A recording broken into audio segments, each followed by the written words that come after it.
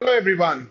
Welcome to the analysis of ALIT previous year papers. And आज हम लोग यहाँ पे एनालाइज करने वाले हैं पिछले 5 सालों के जो एग्जाम्स हुए हैं उनको and specifically logical reasoning section कैसा रहा हम लोग ये सारी चीजें आज देखेंगे यहाँ पे सो मेरा जो एनालिसिस है my analysis will be about 2000 these 5 years papers जो 2020 से 2024 तक हुए सो फर्स्ट 2020 2021 के हम लोग जो पेपर्स हैं उनको डिस्कस करते हैं स्पेशली लॉजिकल रीजनिंग सेक्शन जो है वो कैसा रहा सो आप अगर देखें तो यहाँ पे लॉजिकल रीजनिंग एक अलग सेक्शन हुआ करता था एंड ऐसा नहीं था जैसा आपको अभी 2022 ऑनवर्ड्स देखने को मिल रहा है ऐसा नहीं था लॉजिकल रीजनिंग एक अलग सेक्शन हुआ करता था लीगल एक अलग सेक्शन हुआ करता था सो लॉजिकल रीजनिंग में there were 35 questions in total and you you had healthy mix of all types of questions, right? There were questions on AR, there were questions on CR जो verbal reasoning के form में थे and verbal reasoning में भी there was a mix of questions जहाँ पे statement based questions भी आया करते थे and पैराग्राफ बेस्ड क्वेश्चंस भी आया करते थे कुछ टॉपिक्स जो आपको इन दिनों नहीं दिखाई देते हैं जैसे प्रोबेबली ट्रू डेफिनेटली ट्रू जिनको हम लोग ड्राइंग इन्फ्लुएंसेस कहते हैं probably true definitely true probably false definitely false ऐसे क्वेश्चंस भी आया करते थे अंटिल 2021 सो एक बार देख लेते हैं हमारे पास ऑड मैन आउट के फॉर्म में कुछ क्वेश्चंस थे सिलॉजिज्म्स के एक दो क्वेश्चंस जो थे वो हमारे पास आए थे we also had questions on direction, data arrangement.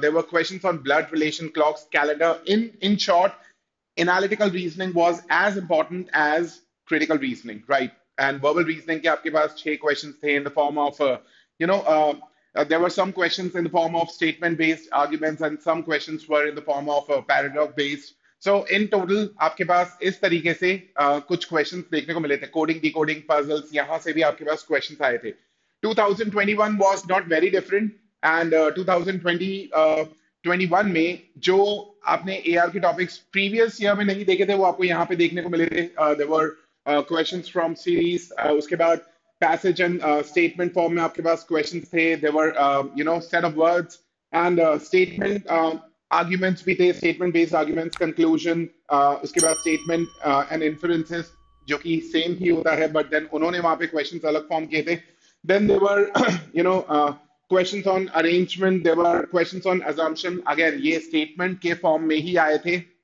तो आप देख सकते हैं कि यहाँ पे this particular year was heavily dominated by statement based arguments and again you had 35 questions in total time आपके पास कम हुआ करता था तो जो पेपर था वो स्पीड बेस्ड हुआ करता था राइट एंड 2022 मिडवे एक अनाउंसमेंट आया कि जो इस बार का एलेट का पेपर होने वाला है उसका जो ओवरऑल स्ट्रक्चर है वो चेंज कर देंगे एंड चेंज क्या हुआ इंस्टेड ऑफ 5 सेक्शंस जो आपके पास पहले हुआ करते थे and logical reasoning was one of those 5 अब आपके पास 3 ही सेक्शंस रह गए थे सो वो 3 सेक्शंस कौन से थे English English language was one section and reasoning was another section and reasoning के अलावा अच्छा रीजनिंग को इन्होंने रीजनिंग कहा क्योंकि लीगल भी इसी में इंक्लूडेड था क्यूटी भी इसी में इंक्लूडेड था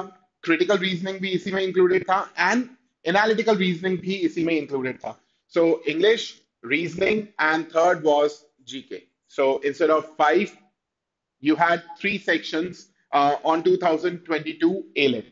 And English में you had 50 questions, reasoning में you had 70 questions. 70 would encompass all types of reasoning, legal reasoning भी, legal aptitude भी इसी में ही था, quantitative aptitude भी इसी में ही था, critical reasoning जो verbal reasoning हम लोग बोलते हैं verbal aptitude वो भी इसी में ही था, and analytical reasoning भी इसी में ही included था.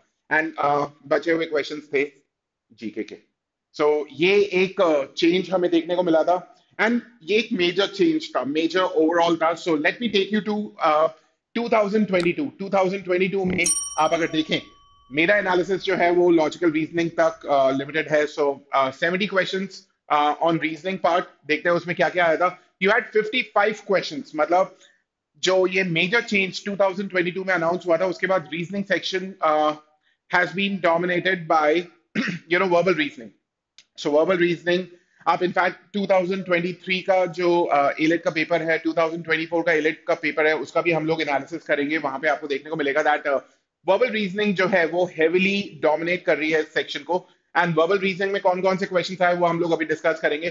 Then there were just 4 questions on analytical reasoning. अब आप देखें तो paper seem very skewed towards verbal reasoning, कि एनालिटिकल रीजनिंग के भी बहुत कम क्वेश्चंस आए and there were 11 questions on legal reasoning. So legal reasoning का जो है वो एक अलग से एनालिसिस होगा, वहां पे ये डिस्कस होगा।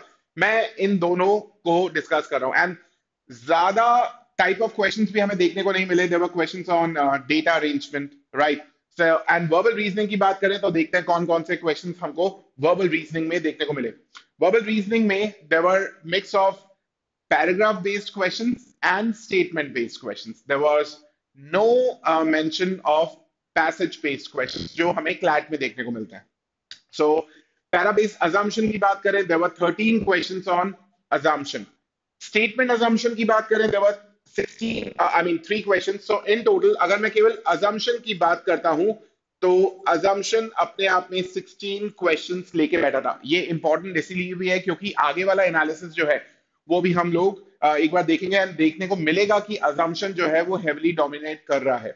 Then there were questions on conclusions and inferences, and they were para-based, conclusions and inferences. 15 questions आपको यहाँ पे भी देखने को मिले थे।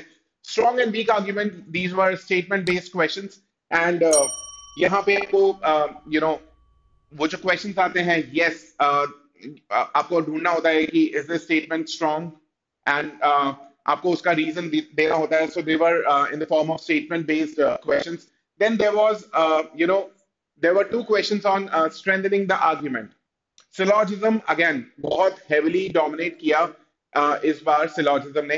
एंड कुछ लोग बोलते हैं कि सिलॉजिज्म जो है वो एनालिटिकल रीजनिंग का पार्ट होता है, बट आई रियली बिलीव कि सिलॉजिज्म में भी आप अल्टीमेटली कंक्लूजन या फिर इन्फरेंस ही निकालते हो। Given some premises, on the basis of that premises सही क्या है। सो आप देखें तो 17 questions were based on syllogism.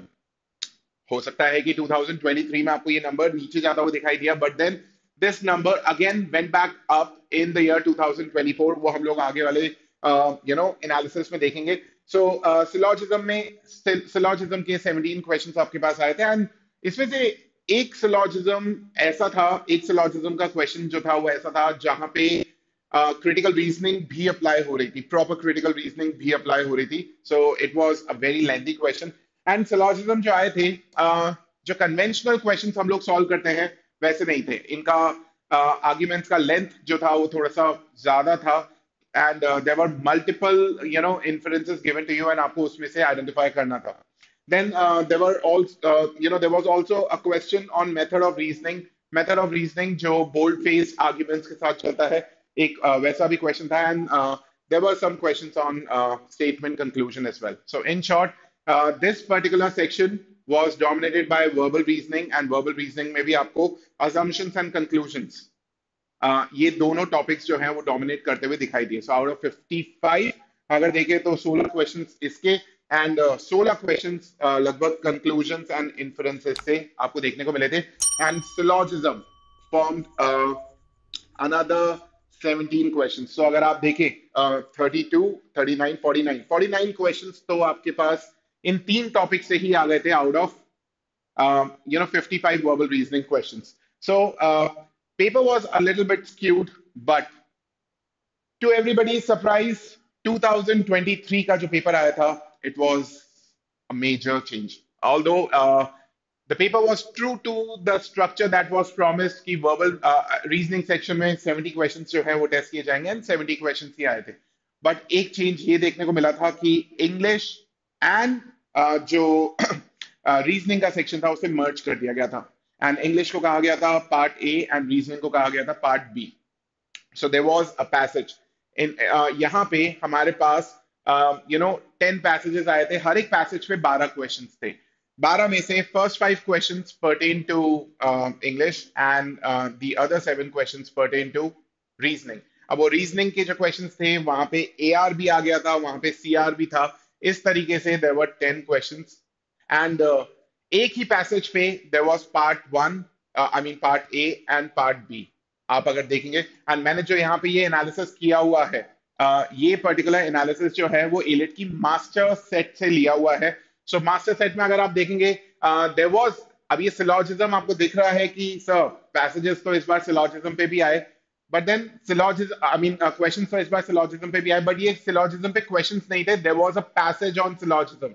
Syllogism होता क्या है, यूजेस क्या है, इंपॉर्टेंस क्या है, ये सारी चीजें उसमें डिस्कस की गई थी। So again 5 questions on English and the other 7 on reasoning. So there were 12 questions from syllogisms. इसके बाद heirs of British throne, उसके ऊपर एक पैसेज आया था. There was a passage on fishing, there was passage on pollution. uh, Pacific ocean में जो एक बड़ा पैच बना हुआ है उसकी बात हो रही थी. इनहेरिटेंस के ऊपर था, रेसिंग एंड स्पीड के ऊपर था, क्रिप्टो करेंसी एंड माइनिंग के ऊपर था, succession. So there were some atypical passages जो हमको यहाँ पे देखने को मिले थे. सक्सेशन, प्राइमोजेनिचर के ऊपर था, again heirs of British throne, ये एक पैसेज था. इनहेरिटेंस एक ये पैसेज था. Inheritance में in fact there was a little bit of legal reasoning involved.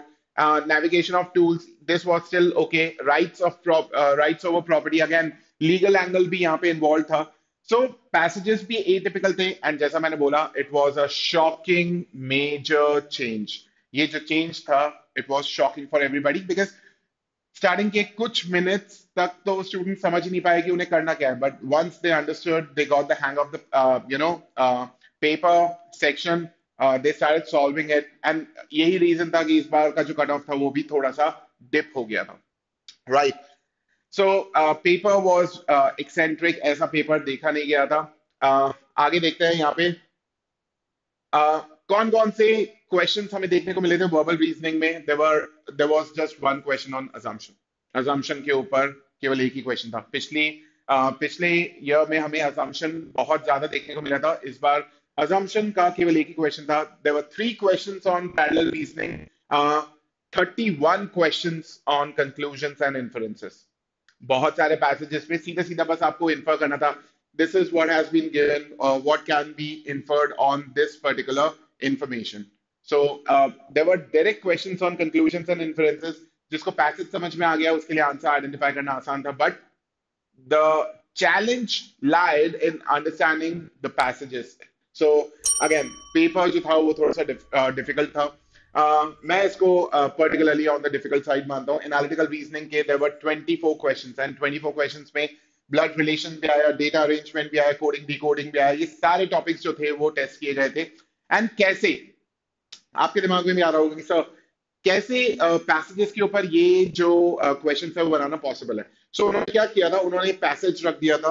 Passage में पैसेज के बेसिस पे इंग्लिश एंड सीआर के क्वेश्चंस पूछ लेते. जब एआर की बारी आई तो एआर के लिए उन्होंने पैसेज से हट के थोड़ी सी एडिशनल इंफॉर्मेशन भी आपको दे दी थी कि you have to consider information given in the passage plus you also have to consider this information, and उसके बेसिस पे फिर एआर के क्वेश्चंस बनाए गए थे. So it seem that AR questions were based on the passage, but then you also had some additional information जिसके basis पे AR के क्वेश्चंस बनाए गए थे. मैंने जैसा आपको बताया था सिलॉजिज्म के ऊपर एक पूरा पैसेज था, लेकिन पर्टिकुलरली सिलॉजिज्म के क्वेश्चंस केवल 3 थे, and there was QT as well. हमने पिछले वाले ईयर की बात करें, सो यहाँ पे आप अगर देखें तो there was no question on QT. Verbal reasoning के थे, एनालिटिकल के थे एंड लीगल के थे, बट देन यहाँ पे आपको क्यूटी के क्वेश्चंस भी देखने को मिले थे. They were on the basis of percentage से रिलेटेड कुछ क्वेश्चंस पूछे गए थे. They were not very difficult, one could easily solve these questions. And overall this year was very shocking to students. इसीलिए 2024 का जो पेपर था it was on the balance side. मतलब आपको अगेन लीगल रीजनिंग का थोड़ा सा जो प्रपोर्शन है वो बढ़ता हुआ दिखाई दिया. एनालिटिकल रीजनिंग पे 10 क्वेश्चंस आए, वर्बल रीजनिंग पे 51 क्वेश्चंस आए. सो इस तरीके से यहाँ पे आपको एक बैलेंस साइड पे पेपर देखने को मिला, और वो हम लोग इससे भी देख सकते हैं कि वर्बल रीजनिंग भी थोड़ा सा बैलेंस साइड पे था. अगेन अजम्पशन का जो ये रेशियो था वो वापस हाई हो गया था.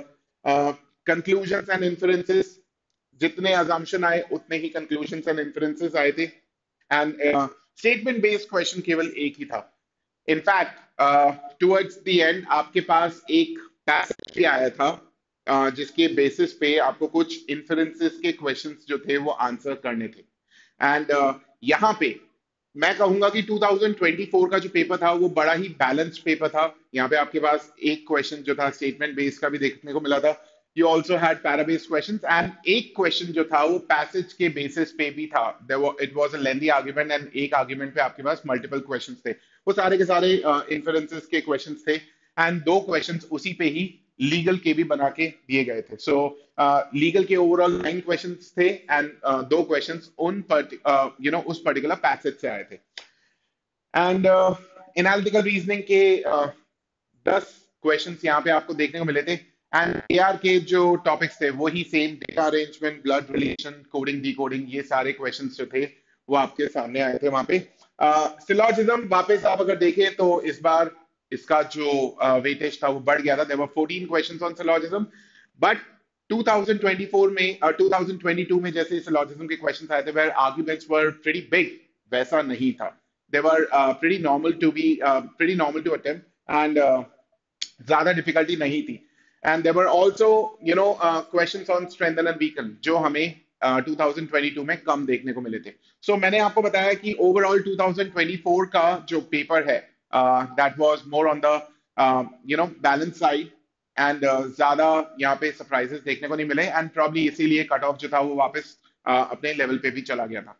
सो लीगल को भी रिप्रेजेंटेशन मिला था, एआर को भी रिप्रेजेंटेशन मिला था, एंड वर्बल रीजनिंग जो एक इंपॉर्टेंट एस्पेक्ट है उसको भी रिप्रेजेंटेशन मिला था।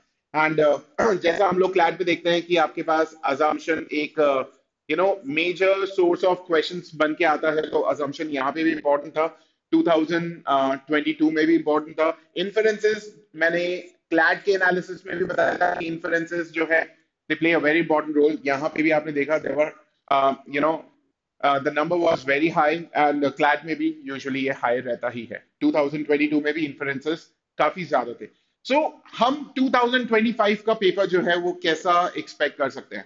वेल, 2025 का जो पेपर है वो सरप्राइजेस शायद थ्रो ना करे, बिकॉज उनको अल्टीमेटली स्टूडेंट्स को टेस्ट करना है। एंड 2023 में जैसा हमारे पास एक्सेंट्रिक पेपर आया था, शायद हम लोग इस लेवल का सरप्राइज एक्सपेक्ट नहीं करके चल सकते हैं। We can definitely expect passages कि स्लोली एंड ग्रेजुअली पैसेजेस का जो नंबर है वो बढ़ेगा, एंड हमें कुछ क्वेश्चंस जो है वो पैसेजेस पे देखने को मिलेंगे। We will also find these types of questions, but then आपको पैसेजेस भी देखने को मिल सकते हैं। 2024 में उसका शुरुआत हो गया था। सो obviously one cannot predict how exactly ALET 2025 will look like, but at the same time इस लेवल का सरप्राइज जो 2023 में स्टूडेंट्स को मिला था, इस लेवल का सरप्राइज भी हम लोग एक्सपेक्ट नहीं कर सकते। So they would want to add some element of surprise, but वो ऐसा होगा जो स्टूडेंट्स के रीच में हो। सो अगेन, कौन कौन से रिसोर्सेज आप लोग इसके लिए रेफर कर सकते हैं? आपके पास जो बुक्स हैं जहां पे पैराग्राफ बेस्ड आर्ग्यूमेंट्स हैं, स्टेटमेंट बेस्ड आर्ग्यूमेंट्स है, those books will play a very important role. अगर हम लोग लीगल एज की बात करें तो आपके पास लॉजिकल रीजनिंग की RSM number 1 and RSM number 3, ये बहुत ही इंपॉर्टेंट है। RSM number 1, 3, 5 they become important for passage based questions, तो वो वहां से आप प्रिपेयर कर सकते हैं। Plus if you also want to have more practice on passage based questions, so Legal Edge की जो ग्रैंड मास्टर्स बॉक्स है, जीएमबीज हैं, वो भी लॉन्च कर दी गई है, and they are available on Amazon as well. So आप वहां से भी GMBs को बाय करके and you can solve questions pertaining to ALET। So I hope you like this analysis. आज मेरी तरफ से इतना ही। I thank you all for your time today. You all have a wonderful day ahead. Thank you.